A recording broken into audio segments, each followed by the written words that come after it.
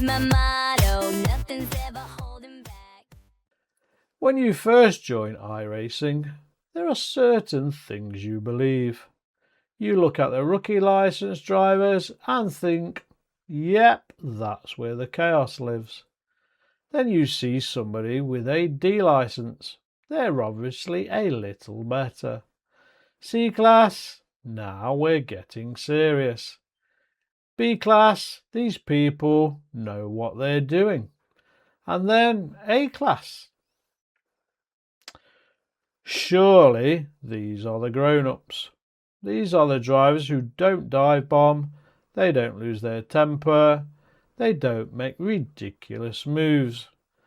They don't completely misjudge braking zones, and obviously they never cause stupid accidents. Yeah, about that.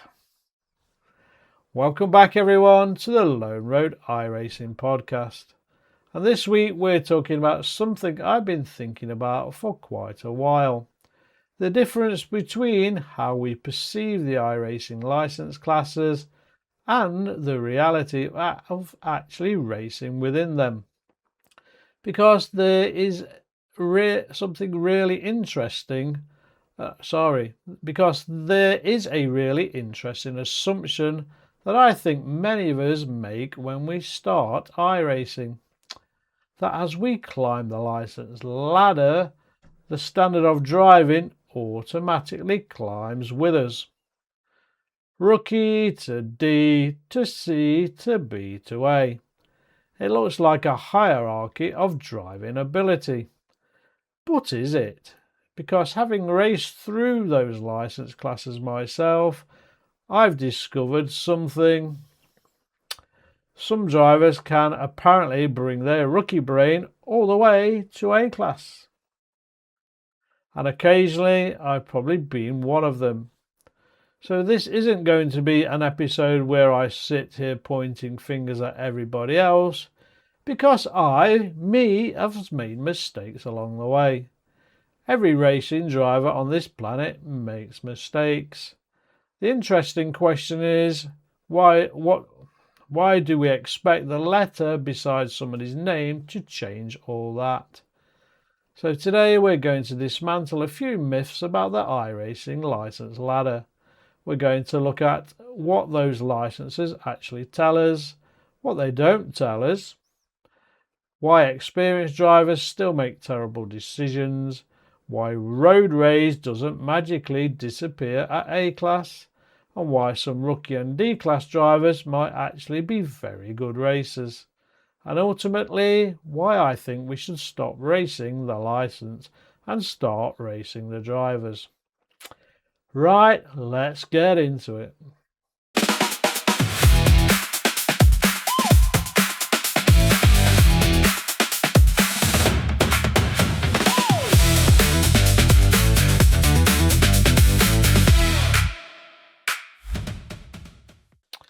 Think back to when you first joined iRacing. Everything was brand new. The sporting code, if you even looked at it right, safety rating, iRating, license classes, official sessions, splits, incidents, and then somebody explains the license system. You start as a rookie, you build your safety rating, eventually you progress to D class. Wonderful. Then C, hopefully B, and finally to A. If any of you are up to pro level, please let me know. And psychology, that does something interesting. Because humans love rankings, we love hierarchies. We automatically associate moving upwards with, guess what, becoming better. Bronze, silver, gold, platinum, champion. So it's completely natural that when we see rookie, D, C, B, A, our brain creates a similar hierarchy. Rookie means beginner. We all get that. D class means we're improving. C class means we are now competent. B class means very good. A class comes across as expert. Except that's not actually what the license system measures. And that's where the first misconception begins. Because when I was relatively new to iRacing, I absolutely looked at higher licensed drivers differently. If I saw an A-class driver, I expected something from them. I expected experience. I expected good judgment. I expected really good racecraft. I expected them to understand when a move was on and basically when it wasn't. And conversely, if I saw a rookie or a D-class license, you'd naturally be slightly more cautious. Keep an eye on this one, for example. But there's a problem. The letter doesn't tell you the whole story, not even close. So the question is, what does the license actually tell us? Let's separate a few things. Because in iRacing we have several systems working alongside each other. We have license classes, we have safety rating, we have iRating, and then we have something that isn't represented by any number at all, racecraft. Your license progression, excuse me, is heavily connected to safety rating. Safety rating essentially reflects your incident history over a rolling number of corners. Go racing, avoid incidents, build safety rating, meet your participation requirements, progress through the license classes. That's the basic principle. But notice what isn't directly being measured there. Can you overtake well? Can you defend fairly? Can you recognise danger? Can you control your emotions? And can you race side by side with another driver? Can you perfect another driver's behaviour? Predict another driver's behaviour? Can you judge risk? And can you make good strategic decisions? Can you handle pressure? Can you accept losing a position? All those are racecraft skills, and you can have an A license without mastering any of them. Equally, you can possess some excellent racecraft while still holding a lower license. That's why license classes can be misleading. It measures something useful, absolutely, but sometimes we interpret it as it's measuring everything, and it clearly doesn't.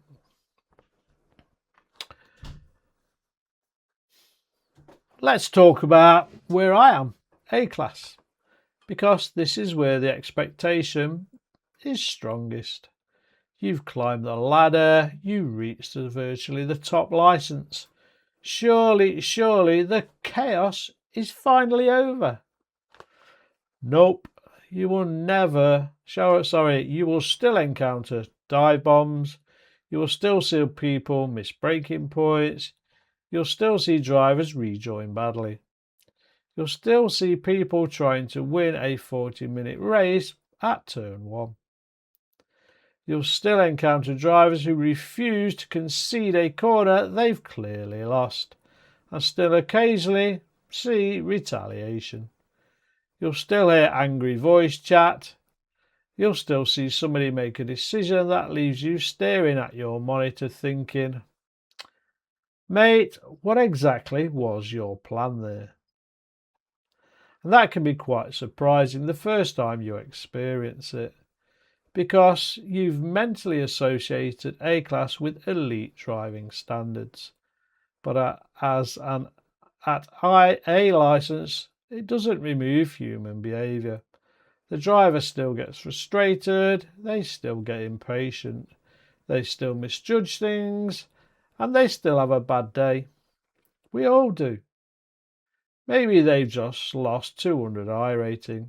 Maybe they've been taken out twice already that evening.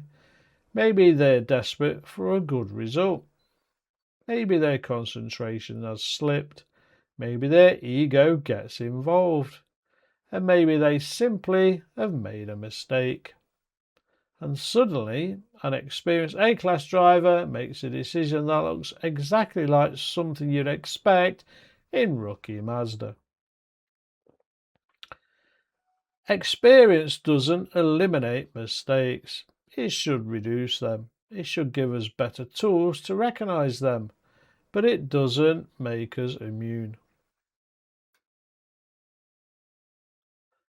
What about the rookie driver who isn't really a rookie? We're going to flip this around because there's another assumption that's equally dangerous. Seeing a rookie license and assuming that person can't drive. Imagine somebody joins iRacing tomorrow. They've never completed an official iRacing race. Their license and a lovely badge says rookie. But perhaps they've been sim racing for 15 years. Perhaps they race competitively elsewhere. Perhaps they've raced real cars. Perhaps they've spent months practicing before entering their first official race.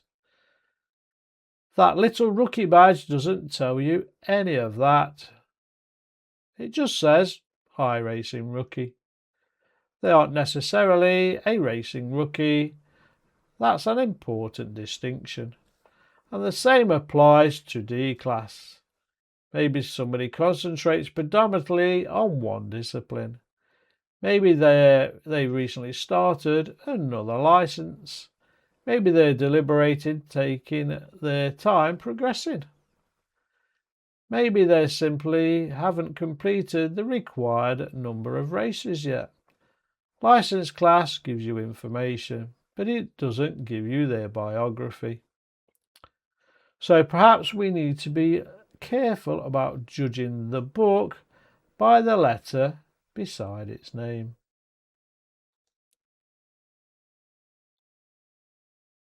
Why good drivers make bad decisions? Who knows? This is probably my favourite part of this subject, because how can somebody with hundreds, perhaps thousands of races make an absolutely ridiculous decision? Simple. Because experience doesn't switch off emotion. Picture this. You're racing, you've had a bad week. Your I rating has been dropping. You practiced for hours. You finally qualified in the top 3. But you're running P4. Then somebody makes contact with you. You lose 3 positions. Immediately your emotional state changes. Now you're not simply racing, you're trying to recover something, and that's dangerous. Because suddenly a move that you normally wouldn't attempt starts to look reasonable. There's a tiny gap. Normally you'd wait, but now your brain says go.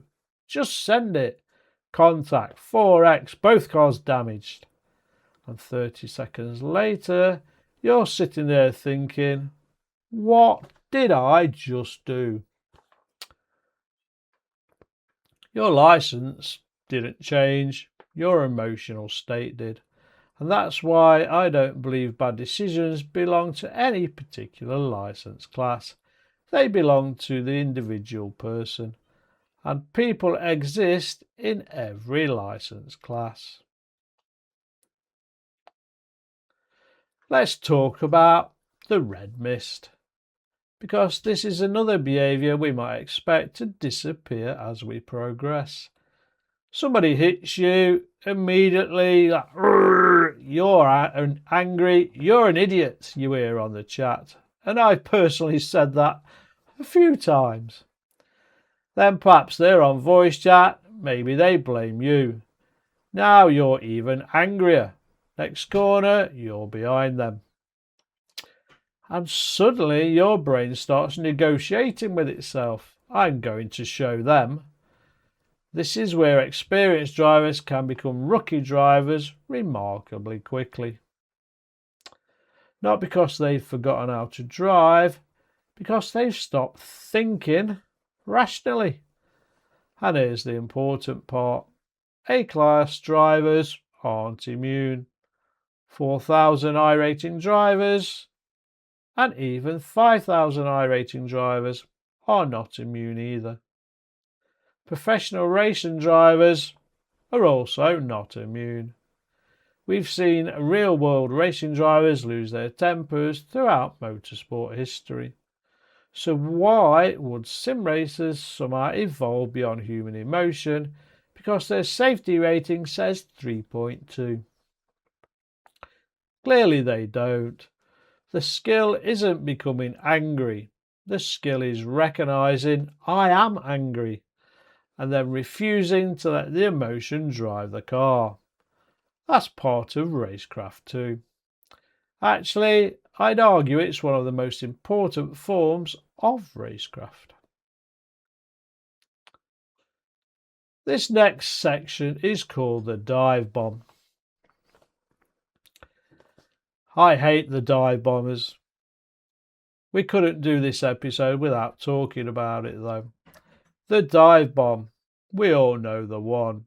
You're approaching the braking zone, you've got the racing line, you've checked your mirrors, the car behind isn't alongside. Everything looks normal. You start to brake and turn in, and suddenly, surprise, there's a car appearing somewhere around your internal organs. Where did that come from? And here's where license expectations can actually cause accidents. Because if the driver behind has an A license, you might assume that they won't attempt something so ridiculous.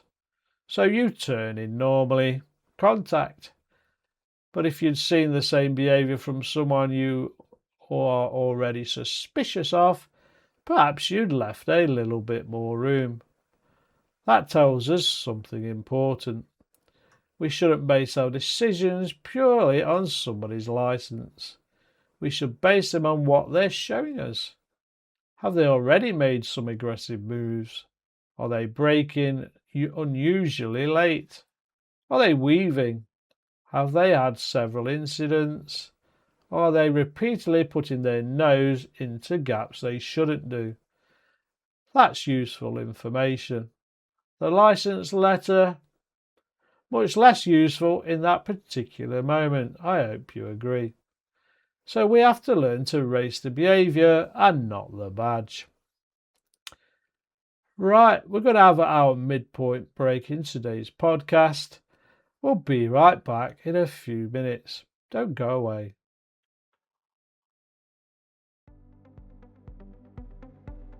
Before we carry on with this week's podcast, I want to show you something we have been working on behind the scenes for quite some time. And today I can finally show you where it's all starting to come together. This is Project Apex, and you'll find it now at projectapex.uk. There's a line on the homepage which really sums up what we're trying to create here. The road doesn't end at the finish line, because Project Apex isn't simply about becoming faster on iRacing. It's about everything that happens around the racing. The lessons, the setbacks, the small victories, the mindset, and those little improvements we make over time. And importantly, the Roan Load Pod isn't going anywhere. The podcast now has its own home inside Project Apex. For years we've talked about iRating, safety rating, racecraft, confidence, mistakes and frustration, and everything else this wonderful and occasionally infuriating hobby throws at us. Project Apex is where those conversations can now continue beyond the podcast. There's already a growing resources section, And this is where things like our iRacing Agony Uncle can become genuinely useful beyond the episode itself. Real questions for sim racers, turned into practical answers that you can come back to whenever you need them. Racecraft, confidence, strategy, setups, mindset, all the things we regularly talk about here on the Lone Road Pod. And this section will continue to grow. And then there's something I'm particularly excited about, the Apex Journal. This is still under development, but it is a guided performance journal designed specifically to help sim racers turn individual sessions into progress. Not simply what was my lap time, but what did I learn, what worked, what didn't, what am I going to change next time? Because sometimes the biggest improvement happens after you've climbed out of our virtual cars.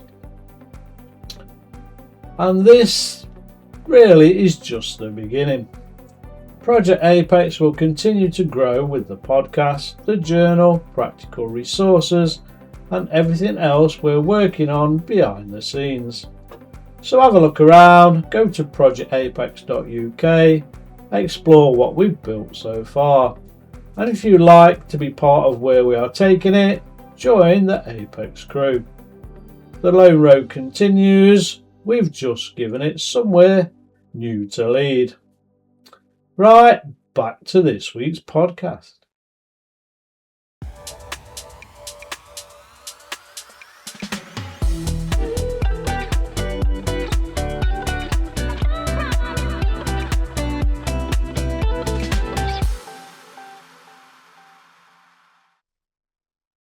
Hopefully some of you will go and visit the new website.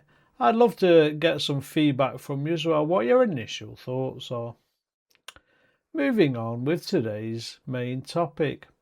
Are higher license races actually better?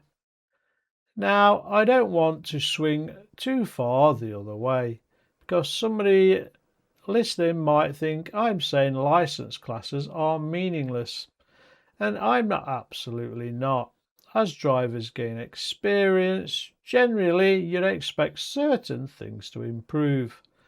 Awareness, consistency, car control, understanding of race procedures, knowledge of sporting etiquette, experience in traffic, risk management. And therefore, yes, many higher level racers can feel more controlled. But there's another factor involved, and it has the word iRating, because sometimes what we're interpreting as license class differences might actually be differences in the overall competitive level of a split. Excuse me. Higher rated drivers often have more experience. They've completed more races, they recognise situations earlier, they're more predictable. But again, not always. I've raced against extremely quick drivers who have made questionable decisions, and I'm sure you have. And I've raced against slower drivers who've been fantastic to race with, because pace and racecraft aren't the same thing either. This is why iRacing is fascinating. There isn't one number that tells you the person is a good racing driver. Safety rating tells us something, iRating tells us something also. License class tells us something, but none of it tells everything. This section is called We All Have a Rookie Inside Us. Here's something worth admitting. Every one of us, regardless of license, is capable of that rookie moment. And I know, hands up, I certainly am, and you, the listener viewers, clearly are. Every driver you raced against also can have a rookie moment. Sometimes we all brake too late. Sometimes we all misunderstand another driver's intention. Sometimes we all turn in without realizing somebody is there. Sometimes we all make a poor rejoin. And sometimes we all attempt a move and immediately realize that wasn't on. What matters isn't pretending those moments don't happen. What matters is what happens afterwards.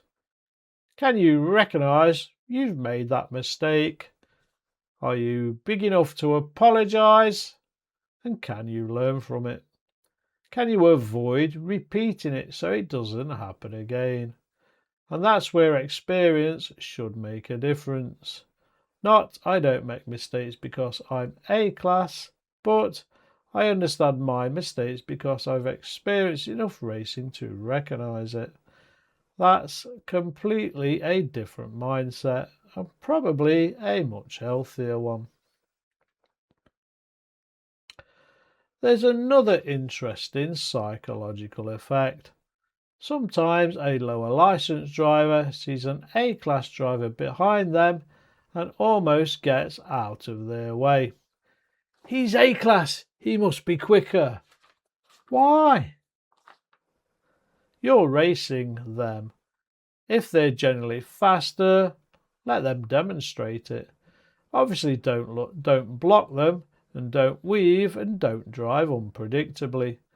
But don't surrender simply because somebody has a different coloured licence. The same applies to iRacing. We've probably all looked at the relative screen and thought, blimey, there's a 5k alien gonna catch me up. Then psychologically, we've already elevated that driver. But he's still driving a car, he still has to brake, and he still has to turn. He still has to manage tyres, and he still can make that rookie mistake. Respectability, but never ever fear the numbers. So what should we actually watch for? If license class isn't enough, what other things can we use? Behaviour, watch the driver. The first couple of laps can tell you an enormous amount. How close do they follow? Where do they brake? Do they leave space? And are they patient? Do they attack every corner? Can they run side by side? Do they understand when a move has failed? Do they react aggressively after losing a position? Are they predictable? Because after 2 or 3 laps, you can start building a mental profile. You can say to yourself, this guy is quick but sensible. This one is aggressive but predictable. This one is struggling under braking. And occasionally, I want absolutely nothing to do with this lunatic. And we've all been there. That information is much more useful than looking at a license badge, because now you're adapting your racecraft to the person you're actually racing. So what should the license ladder really represent? Perhaps we need to rethink how we view progression. Instead of rookie equals chaos and bad and A-class equals brilliant, maybe the license ladder should represent opportunity. As you progress, more series become available, more cars and different tracks, and longer races, different types of competition. The license unlocks the iRacing world, but your development as a racing driver happens on another ladder entirely, and that ladder doesn't have any letters or a badge. These are patience, judgment, awareness, consistency, respect, emotional control, decision making, and racecraft. You can reach A class and still have plenty of climbing left to do on that ladder. In fact, you never ever really reach the top. And I actually like that because it means there's always something to learn. Final thoughts then to sum up this section on the podcast. If you're relatively new to iRacing and you're currently sitting in rookie or D class, don't look at those A class drivers and imagine they've unlocked some magical level of iRacing enlightenment. They haven't. They're still human, they still make mistakes, and they still get frustrated. Some will still dive bomb, some will lose their temper, and some will make brilliant decisions. Some will make terrible ones, and occasionally they'll do both in the same race. And if you're already an A-class driver, maybe there's a message for us too. The letter beside our name doesn't give us permission to stop learning. If anything, experience should make us more aware of our responsibility when racing around less experienced drivers. Maybe the real progression in iRacing isn't rookie DCBA, maybe it's something much harder to measure. Learning when to attack, when to wait, when to concede, and learning when another driver is dangerous, or actually when we're becoming dangerous. Learning to control frustration, learning to accept mistakes, and learning that sometimes the smartest racing driver isn't the one with the highest license.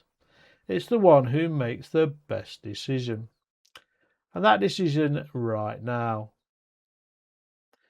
Because ultimately you don't race somebody's safety rating. You don't race their license colour.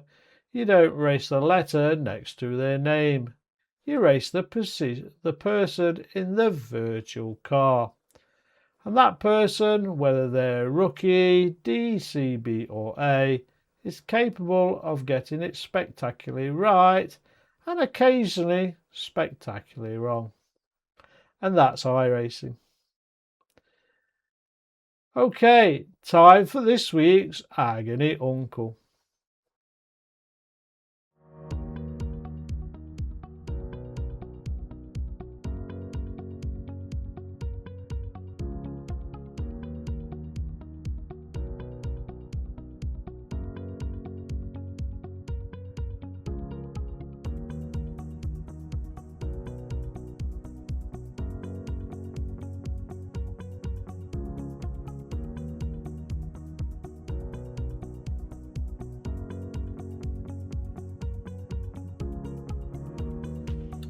Right, now time for this week's iRacing Agony Uncle. And actually this week's question couldn't fit the main topic much better, because we've spent this episode talking about license classes, racecraft and bad decisions. Those moments when perfectly experienced drivers suddenly appear to rediscover their inner rookie. Well, what happens when you know you're that driver? So here's this week's question.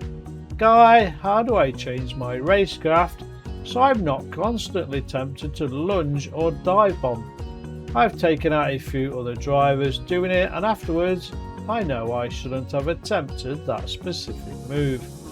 The problem is that when I'm racing and I see a gap, I just can't seem to stop myself. How do I get out of this bad habit? Well, that's a cracking question, because there's one sentence in there that tells me exactly where the problem is. When I see a gap. So let's talk about that. That.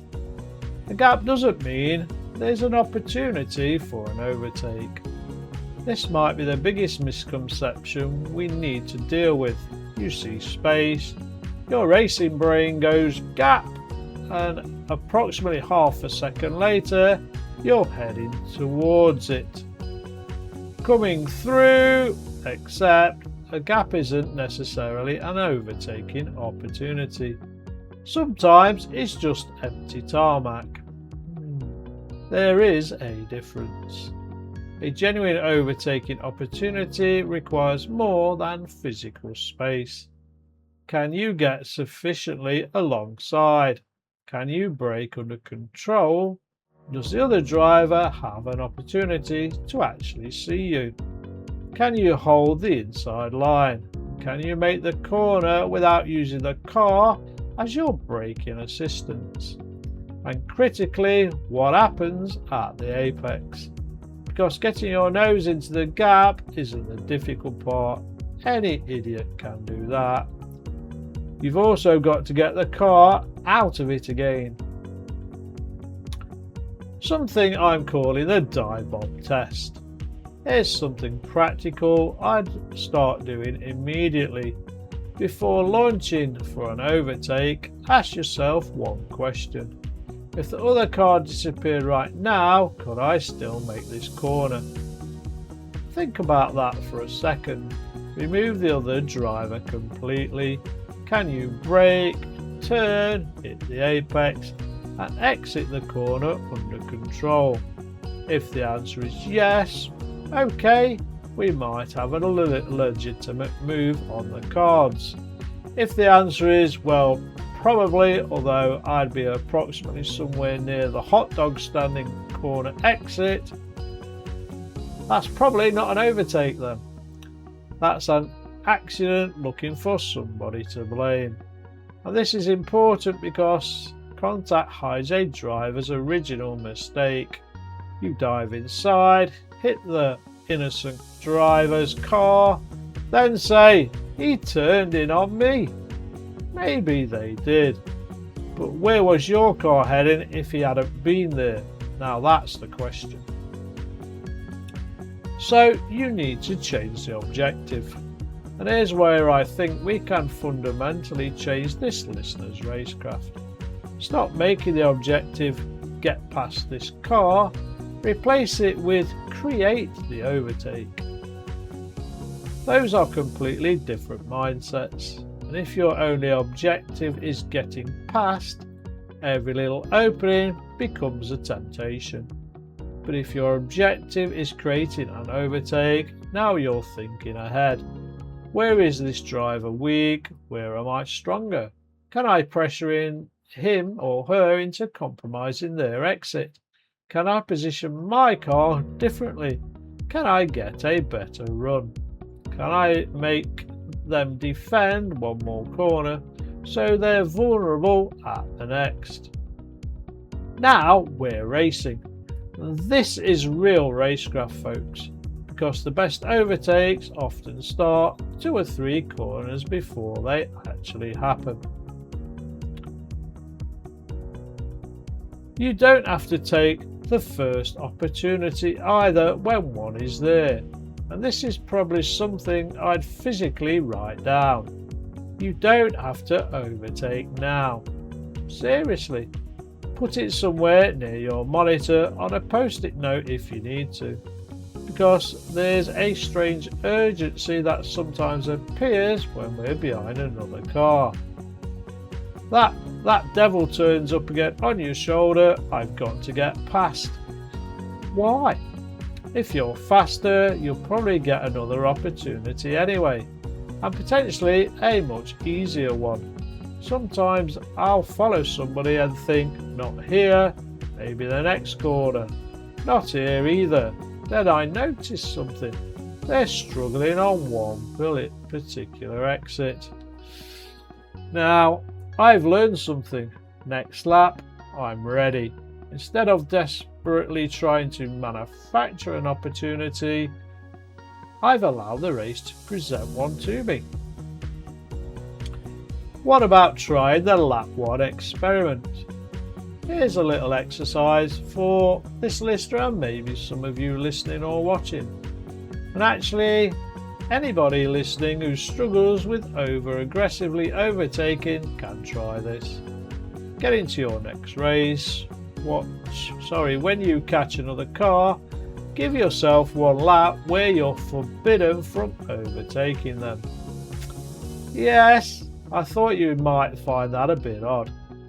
Obviously, if they crash, run wide, or effectively hand you the position, clearly take it. But otherwise, just follow. Study them. Find out where do they brake, where are they slow, where do they defend, and where do you gain? Where do you get where do they get poor exits? You're forcing yourself to change from attack mode into observational mode, and something interesting might just happen. You may discover that the easy overtake isn't where you originally thought it was. Another mindset change for trying to win the corner. Try to win the sequence. Maybe you could throw the car inside at turn 3, but doing that compromises your exit. Instead, stay behind, pressure them and get the better exit. Now you're alongside maybe at turn 4, and suddenly your 50-50 dive bomb has become a controlled side-by-side overtake. Same position gained, completely different risk. That's the evaluation we're looking for. Not less aggression, but better directed aggression, because I don't want this listener to become passive. That's not the answer. We don't want, I used to dive bomb everybody, so now I'll never ever overtake anybody. No, overtaking is one of the greatest parts of racing. We simply want to transform impulsive aggression into, use the brain, calculated aggression. Start celebrating the overtakes you don't make, and that sounds really odd, but stay with me here. We tend to remember successful overtakes, but perhaps we should also start recognizing good decisions not to overtake. You're approaching the braking zone, gap appears, your old instinct says send it, but you recognize you're too far back. You brake normally and stay behind. 2 corners later, you get a better opportunity and pass cleanly and more safely. The important piece of racecraft wasn't necessarily the eventual overtake, it was the decision not to make the first one, and that's progress. That's the behaviour we want to reinforce. And when you get it wrong, because we all do, you're trying to change a habit. It isn't going to disappear overnight. It's like your muscle memory is already in your brain. If you attempt another poor move, don't immediately start defending yourself. Don't automatically say, he turned in. Wait and look at the replay. Look at your braking point. Look at where you were when the other driver began turning. Ask yourself, was I generally alongside? Could they reasonably have known I was there, or was my car under control? And our earlier question, if they hadn't been there, could I have made the corner? If you look at the replay and realise, nope, that was completely on me, own it, bank it, apologise, learn from it and move on. Because beating yourself up doesn't improve racecraft, understanding the mistake does. The bigger lesson, and this brings us beautifully back to today's main topic. The listener didn't tell us their license, and I deliberately don't care. They could be rookie, DC, B or A. They could have 800 I rating, they could have 4000 plus. The problem is exactly the same. They're seeing an opportunity, reacting instinctively, and thinking about the consequences afterwards. What we're trying to do is move that thought process around. Before the braking zone. That's racecraft development, not never dive bomb again. But recognise when the move isn't really there. And if you can learn that, something else will happen. You'll probably finish more races and you'll probably collect fewer incident points. You'll probably upset fewer drivers and ironically, you may actually make more overtakes. because instead of destroying your race trying to gain one position, you're still there, still applying pressure and still creating opportunities.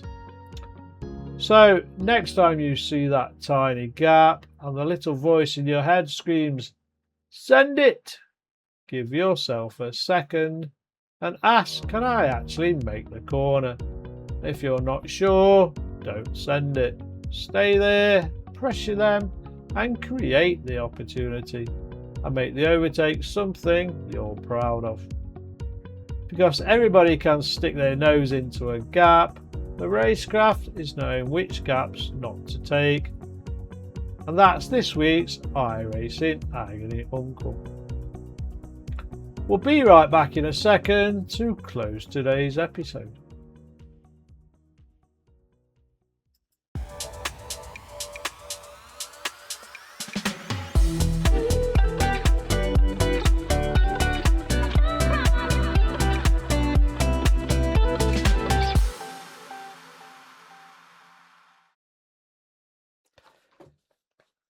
Unfortunately, one of my lights that's battery operated has conked out right at the end of today's podcast. Typical. So I can't light my green screen properly. So we're just going to close with an audible close. We're going to leave it. This is where we're going to leave it for this week. And I think there's one message that really sits underneath everything we've talked about today. Race the driver, not the badge. When we're new to iRacing, it's incredibly easy to look up through those license classes and imagine somewhere up there is the Holy Grail. That the mistakes disappear, the dive bombs, they disappear, the frustration disappears and the bad decisions disappear. And eventually we reach this wonderful promised land called A-Class. Hooray! Except, unfortunately, there isn't one. Rookie DCBA, those letters tell us something about a driver, but they don't tell us everything about that specific driver. They don't tell us how the person will react under pressure. They don't tell us whether they'll leave space. They don't tell us whether they'll lose their temper. And they certainly don't guarantee that somebody won't suddenly launch themselves towards an apex from another postcode. We are all capable of making those rookie mistakes, whatever license you're carrying. The important part is what happens next. And that's why I really like this week's Agony Uncle question, because rather than complaining about somebody else's driving, our listener recognised something in their own racecraft. I'm doing this, I'm making these lunges, I'm taking people out. But they made that epiphany moment. How do I change it? Brilliant. They've recognised it and they want to improve. Not pretending we're perfect, recognising that things that person was getting wrong and they want to do something about it. So remember this little test next time you're staring at a tempting gap. If the other car disappeared right now, could you still make the corner? If the answer is no, perhaps there is no opportunity. And perhaps it's somebody else's accident waiting to happen. And that brings me back to Project Apex. And actually, that idea of recognising something, reflecting on it, and trying to become better is exactly why I wanted to introduce Project Apex properly on today's show. You've seen the new website images during today's episode. You've seen the new home of the Lone Road podcast. You've seen the resources section where our Agony Uncle questions can live beyond the few minutes we spend discussing them here. And you've had a first look at something I'm incredibly excited about, the Apex Journal. All these things are connected by one simple idea. Improvement doesn't end when the checkered flag falls. Sometimes it's actually where it begins. You finish the race, you look back, you ask questions: what worked, what didn't, and what could I have done differently? And what am I going to change it next time? That's what Project Apex is being built around. And it's important for me to say again, the lone road isn't disappearing. Quite the opposite. The podcast is becoming part of something that allows these conversations to continue long after they're finished listening to an episode. And we're only at the beginning. So if you haven't already headed over, check it out, projectapex.uk. Have a look around, explore the podcast, take a look through the resources section, have a look at what's coming with the Apex Journal, and if you want to follow this journey, join the Apex crew. Because whether we're talking about building better racecraft, controlling the temptation to dive bomb, recovering from a terrible week, or simply trying to understand why we're doing what we're doing, none of us have finished learning, whether you're rookie, DCB or A-class. There's always another corner. There's always something we can do better when we get there. Thank you as always for listening and watching today's podcast, and thank you for continuing to be part of the Lone Road iRacing podcast. Race hard, race fair, race the driver, not the badge, and remember the road doesn't end at the finish line. I'll catch you next week. Happy iRacing. Whatever it takes, we're racing, we're in the zone.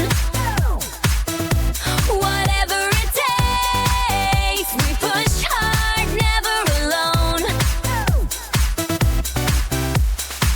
I'm in the cockpit, the engines roar, hear me now.